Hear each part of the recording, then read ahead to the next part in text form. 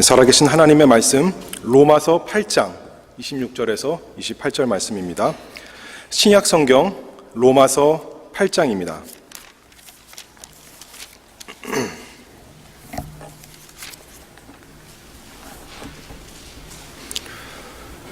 로마서 8장 26절에서 28절입니다. 이와 같이 성령도 우리 연약함을 도우시나니 우리가 마땅히 빌 바를 알지 못하나 오직 성령이 말할 수 없는 탄식으로 우리를 위하여 친히 간구하시느니라. 마음을 감찰하시는 이가 성령의 생각을 아시나니 이는 성령이 하나님의 뜻대로 성도를 위하여 간구하심이니라. 우리가 알거니와 하나님을 사랑하는 자 곧 그 뜻대로 부르심을 입은 자들에게는 모든 것이 합력하여 선을 이루느니라. 아멘. 바울은 이제 성령의 도우심에 대해서 말씀하고 있습니다. 성령이 우리를 도우신다라고 바울이 말하고 있고, 왜 돕느냐 할 때 연약함 때문이다, 이렇게 말하고 있습니다. 그럼 연약한 게 뭐냐 할 때 그것은 빌 바를 알지 못한다. 마땅히 빌 바를 알지 못한다. 그래서 이 일에 대하여 성령이 탄식을 하며 우리를 위해서 친히 하나님 앞에 간구한다. 그래서 우리는 이것을 확신한다 이거죠.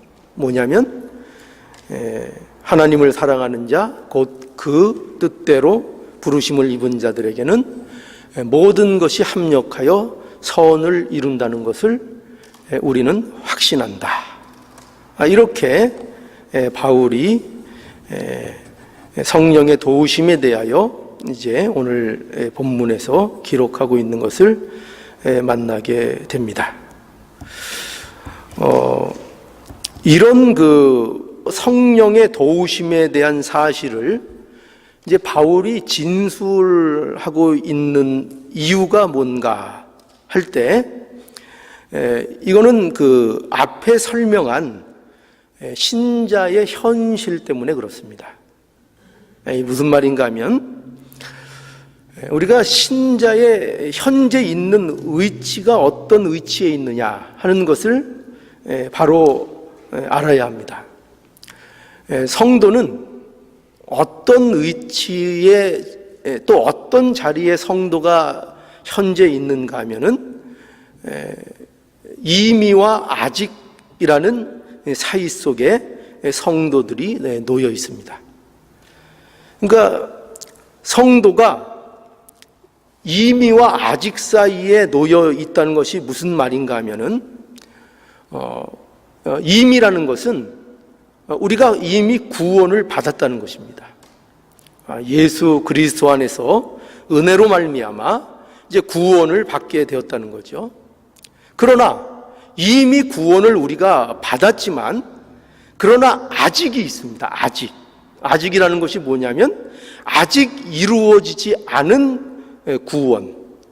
우리가 영화의 모습으로 하나님 앞에 완전한 몸의 구속을 이루는 그 날이 약속되어 있고, 이것은 우리가 앞으로 구원을 이루어 나가야 될 중요한 문제로서 우리에게 있는 것입니다.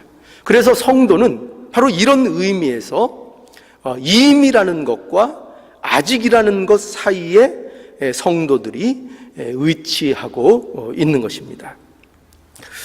여러분, 그래서 이러한 신자의 현재적인 위치 때문에 신자가 기억해야 될 것이 무엇인가 하면은 모든 신자들은 어떤 과정 중에 있다는 것을 우리는 잊지 않아야 됩니다. 그러니까 모든 신자는 이미라는 그 사실과 아직을 향해서 걸어가는 그 과정 중에 있다는 것을 우리는 이제 분명히 알아야 됩니다. 그러니까 우리는 출발을 이미 한 사람들입니다.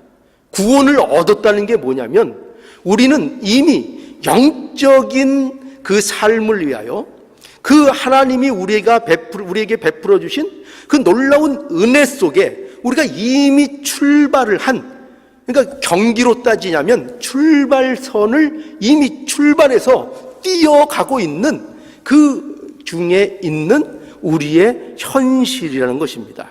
그런데 아직 우리는 그 결승점에는 도달하지 않고 있습니다.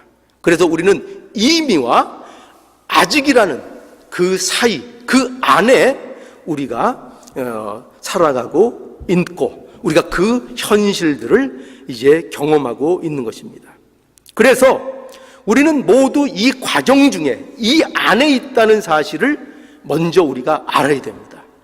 모두가 그 과정 중에 있는 거예요. 우리는 어린 나이로부터 노인에게 이르기까지 신앙생활을 오래 한 사람부터 어제 막 믿은 그 사람까지 모두 어디에 들어가 있다고요? 그 안에, 그 과정 속에 모두가 들어 있다는 것입니다. 이걸 먼저 알아야 되는 거예요. 그래서 우리 신자들에게 있어서 이러한 믿음의 이해, 신자에 대한 위치에 대한 이해가 있으면 신자들에게는 당연히 이런 것이 없습니다. 뭐가 없어질까요? 잘난 척하는 게 없어집니다. 그렇죠? 신자는 어떤 의미에서든지 잘난 척하지 않습니다. 왜 그런가 하면은 바로 이러한 사실을 이해하고 있기 때문입니다. 너는 왜 그러냐? 너는 아직도 왜 그 모양이냐? 라는 식의 어떤 자기 자신의 우월함을 증명하는 그런 자리로 신앙이 나아가지 않습니다. 뭘 이해하면은요? 우리가 모두 과정 속에 있다는 것을 이해한다면은요. 그러니까 우리는 모두 과정 속에 있는 거예요. 그래서 우리가 해야 될 일은 뭐냐 하면 우리는 격려해 주는 겁니다. 신앙생활을 하면서 성도 간에 교회 안에서 이루어질 일은 뭐냐면 격려입니다. 격려와 의로를 통해서 그 자를 어떤 위치에 있든지 그 자를 끌어주고 함께 해주고 기다려주고 참아주는 것, 이것이 신자가 갖게 되는 삶의 중요한 태도라는 것을 알아야 됩니다. 그래서 우리가 이 과정 중에 있기 때문에 신자의 경험하는 현실 속에서 가장 흔히 나타나는 일들은 뭐냐면 우리가 지난 시간에도 이 앞서 말씀에서 보았듯이 전부 다 참고 기다리는 것으로 우리에게 말씀하고 있습니다. 그러니까 저와 여러분들의 삶 속에 가장 흔하게 나타나는 삶의 전반적인 모습, 뭐 거긴 감사도 있겠죠, 기쁨도 있겠죠. 그러나 그런 것과 더불어 무엇이 우리에게 가장 흔한 삶의 태도로 나와야 되는가 하면은 참고 기다리고 견디는 것이 우리의 삶의 주요한 태도가 되어야 될 것을 이 말씀을 통해서 우리가 알게 되는 것이죠. 그래서 여러분, 우리가 지난 시간 이 로마서를 통해서 본 말씀 중에 보면 25절에 보면 이렇게 바울이 얘기하죠. 만일 우리가 보지 못하는 것을 바라면 참으로 기다릴지니라 라고 해서 만약에 우리에게 참된 소망이 있다면요, 우리가 믿는 자로서 우리가 하나님이 우리에게 허락하신 그 참된 소망을 우리가 바라보고 참으로 있다면 우리 가운데는 뭐가 있다고요? 참음으로 기다리는 일들이 우리의 삶 속에 반드시 있게 된다는 것입니다. 자, 그러니 여러분, 성도는 특기가 뭐냐? 특기가 뭐가 돼야 되냐 하면은 참고 기다리는 것이 특기가 돼야 됩니다. 여러분들 특기 있으세요? 뭐 잘하세요?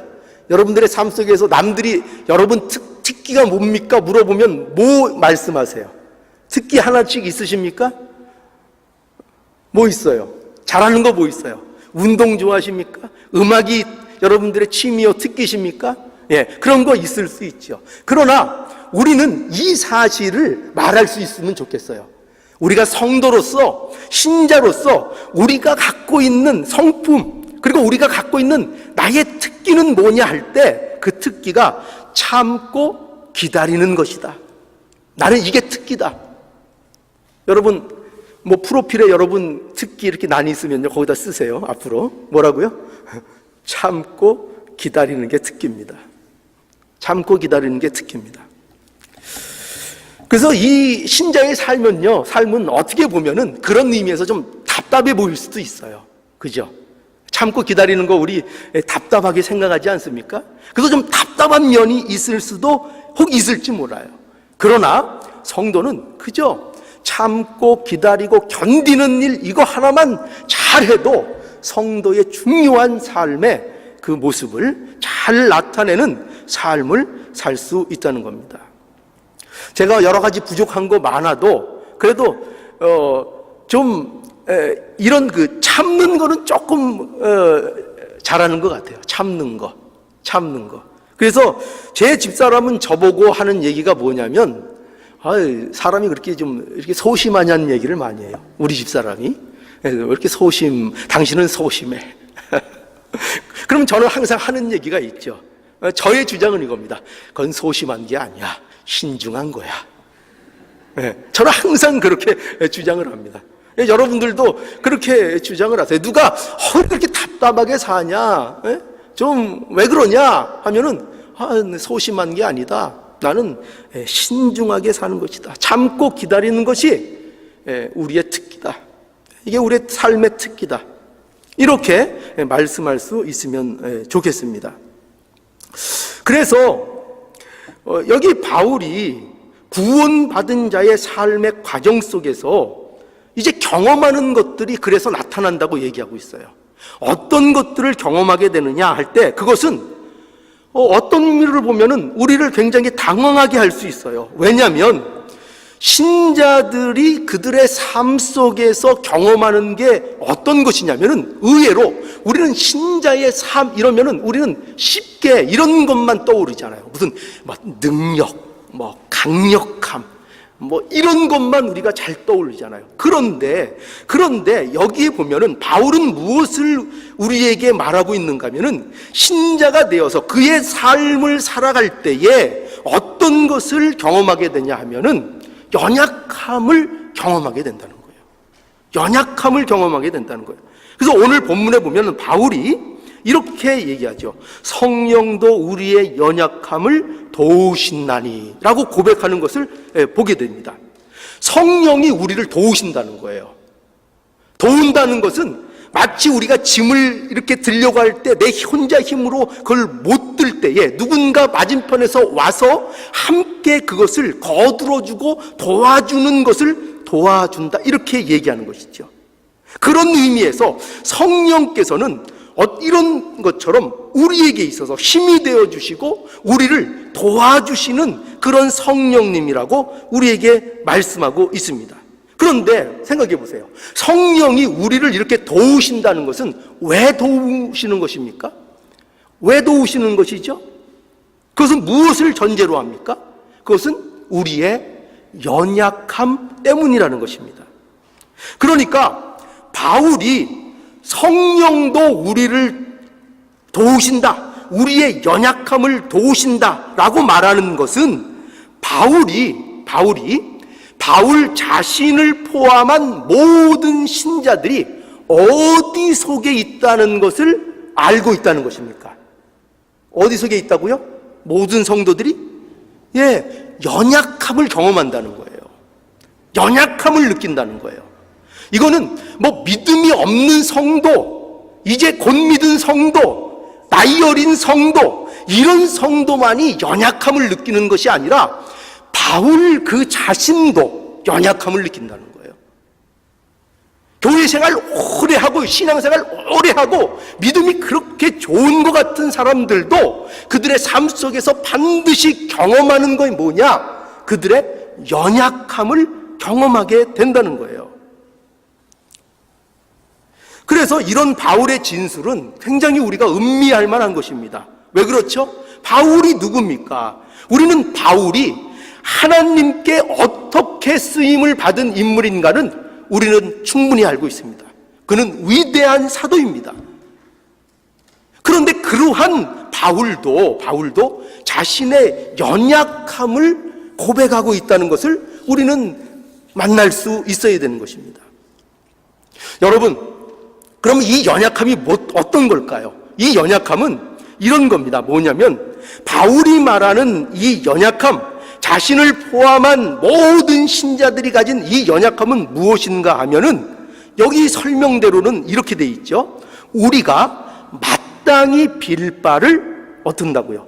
알지 못한다는 겁니다. 뭘 모른다고요?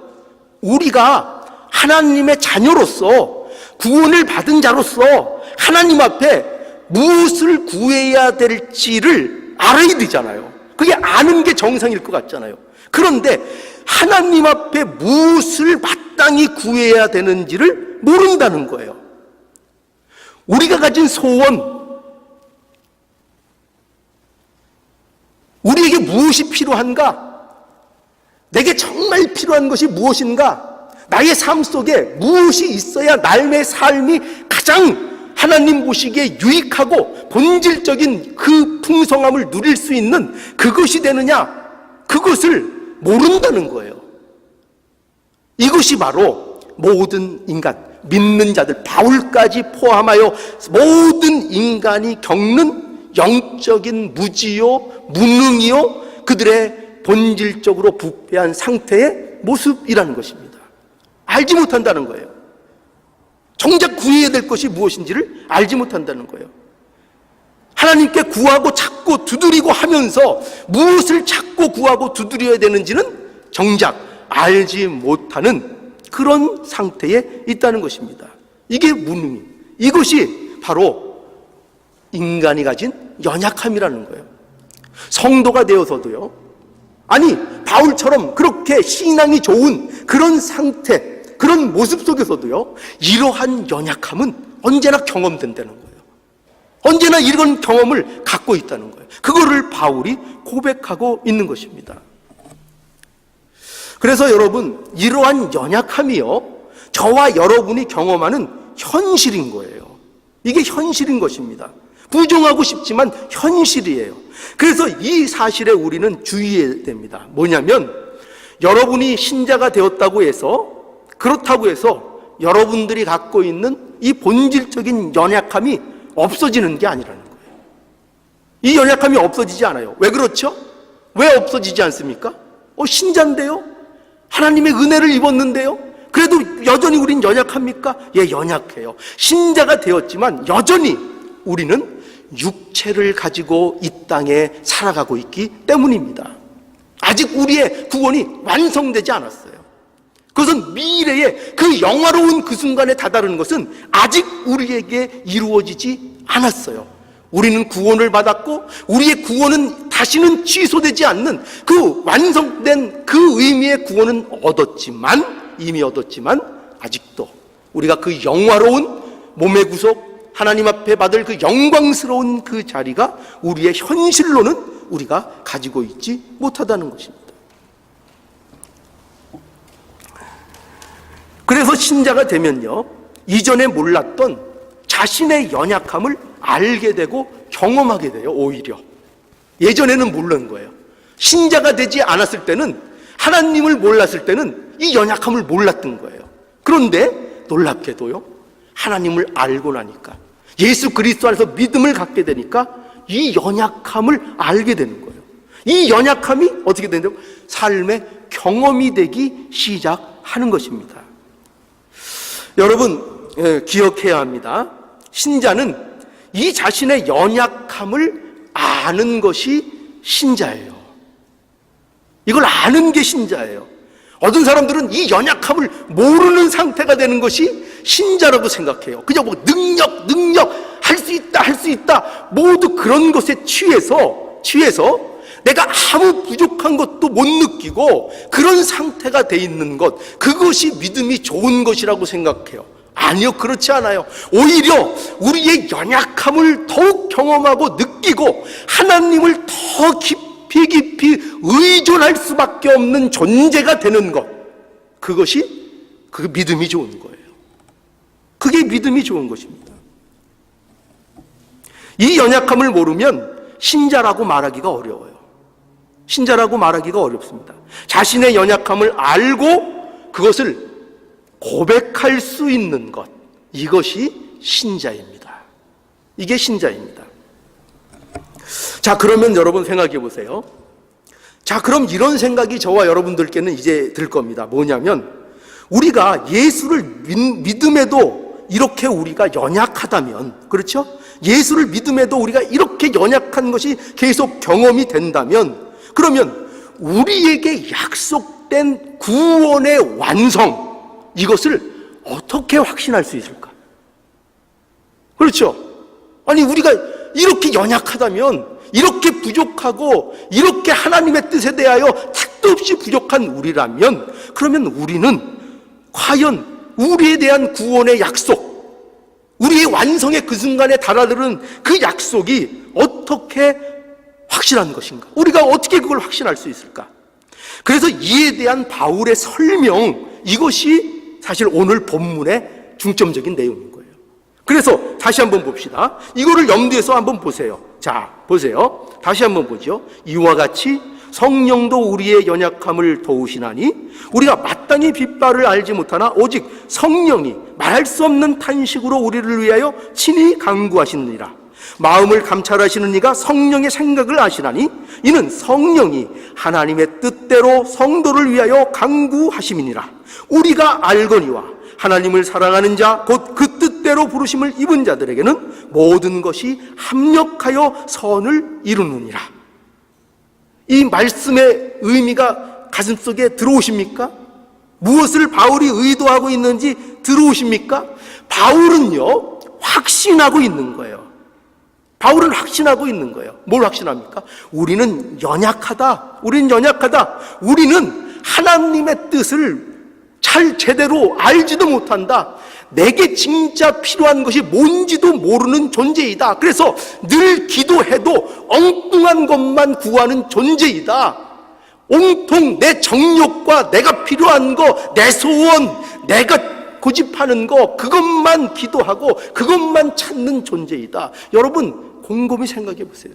여러분들이 갖고 있는 기도의 내용들을 곰곰이 따져보세요. 과연 무엇이 주를 이루는가요? 그것이 뭐 잘못됐다고 얘기하는 거 아니에요. 그것이 잘못됐다는 것이 아니라 우리는 그 정도 기도밖에는 할 수 없는 그런 존재라고요. 우리에게 필요한 것을 누가 아신다고요? 성령님이 아신다고요. 우리는 모르는 그것을 누가 아신다고요? 성령님은 아신다고요. 성령님은 아세요. 여러분, 성령님은요, 인격적이세요. 성령님은 무슨 혼이나 무슨 정신이나 무슨 에너지나 무슨 기운, 이런 비인격적인 분이 아니에요. 그는 우리를 도우시는 분이에요. 우리를 위해서 탄식을 하시는 분이에요. 또한 우리를 위해서 하나님께 간구해 주시는 분이에요. 그렇죠? 이처럼 이게 다 뭘 얘기해요? 성령의 인격성을 우리에게 강조하고 있는 거예요. 성령은 인격이십니다. 하나님의 뜻을 아십니다. 우리에게 무엇이 필요한지를 낱낱이 아십니다. 그러므로 우리를 위해서 간구하십니다. 그래서 바울은 그래서 확신하는 거예요. 어떻게 확신합니까? 20절의 이 말씀대로 우리가 알거니와, 굉장히 중요하죠. 우리가 안다 이거예요. 우리는 이제 확신한다 이거예요. 뭐를 확신할 수 있느냐? 하나님을 사랑하는 자, 곧 그 뜻대로 부르심을 입은 자들. 하나님을 사랑하는 자, 그가 누구라고요? 내가 원해서 됐어요? 굉장히 중요한 얘기예요. 하나님을 사랑하는 자가 내가 원해서 됐어요? 내가 하나님을 사랑해야 되겠다, 하나님을 찾아 나서서 하나님을 내가 사랑하기로 했어요? 아니에요. 하나님이 나를 부르셨어요. 그 부르신 자, 그가 하나님을 사랑하는 자인 거예요. 우리 스스로는, 우리는 어떤 의미에서도 하나님을 사랑할 수 없는 존재예요. 우리는 나 자신만을 챙기는 존재예요. 그런데 어떻게 우리가 하나님을 사랑하는 자가 됐느냐? 하나님이 우리를 부르셨어요.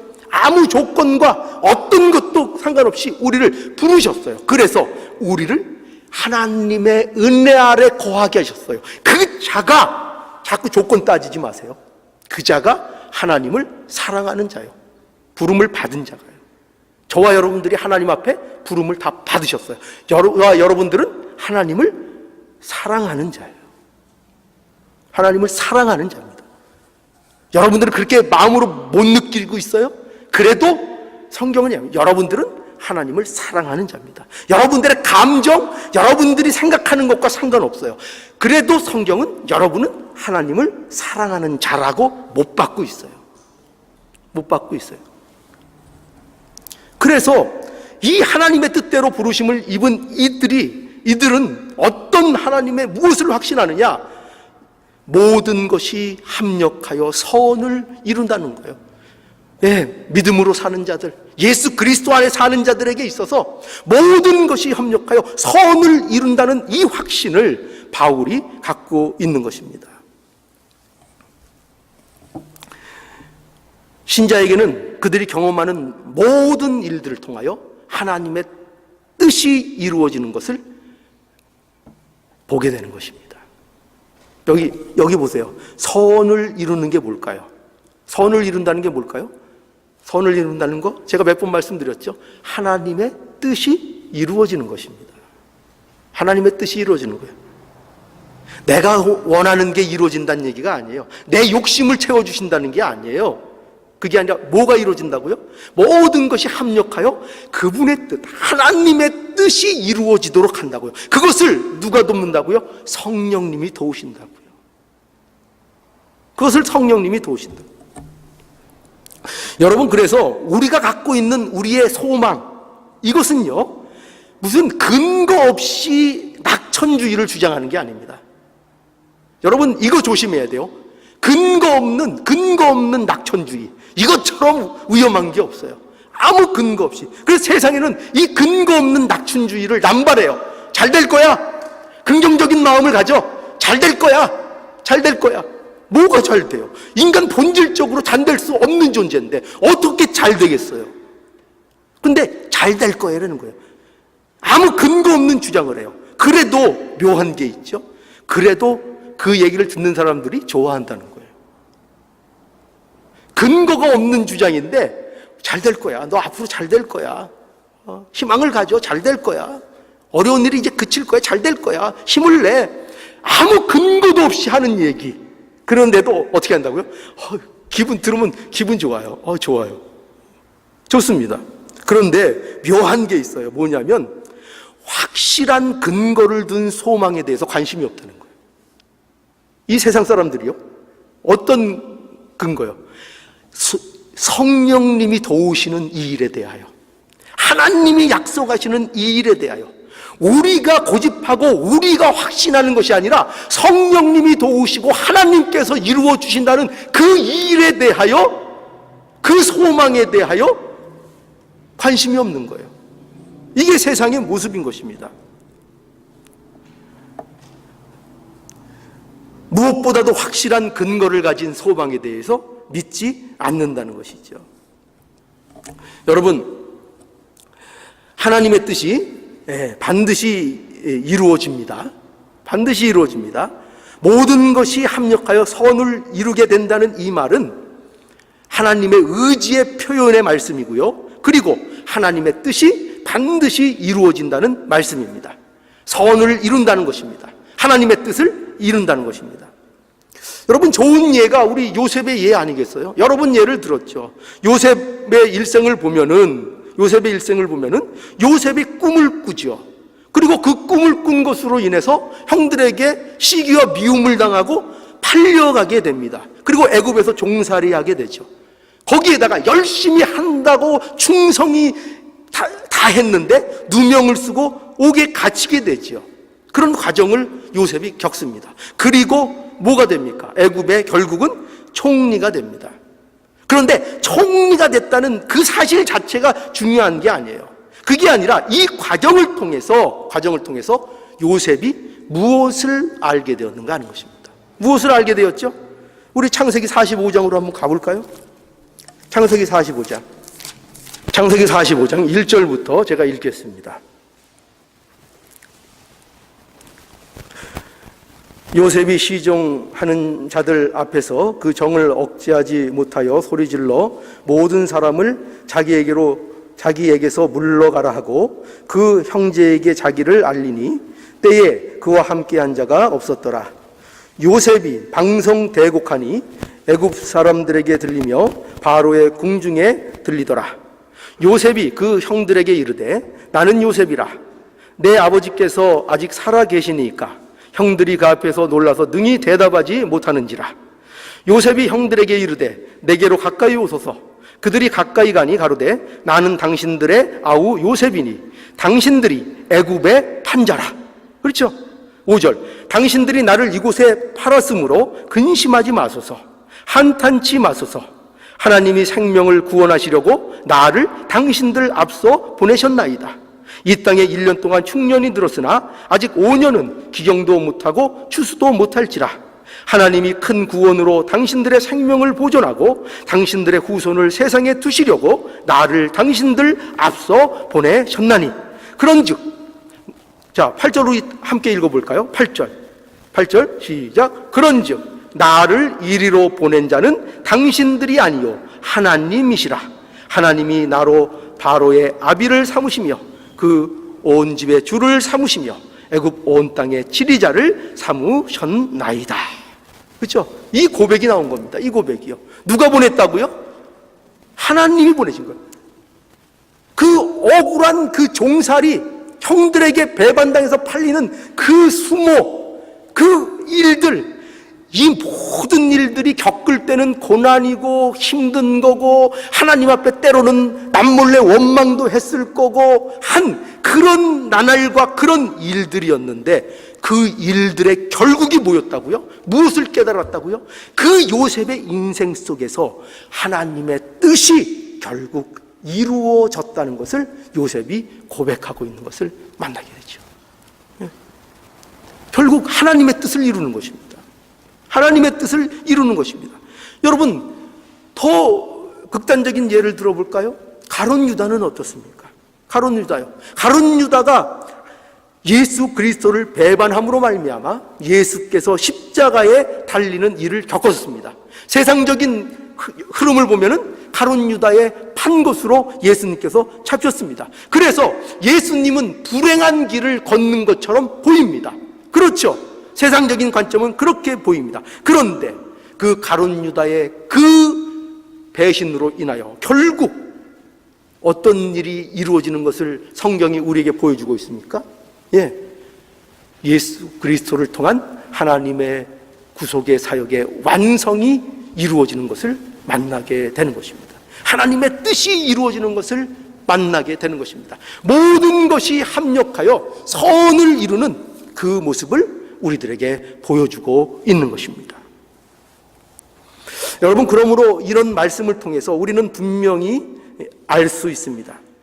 우리의 구원의 확신은 우리 자신의 어떠함에 달려있지 않다는 것을 여러분 기억하시기 바랍니다.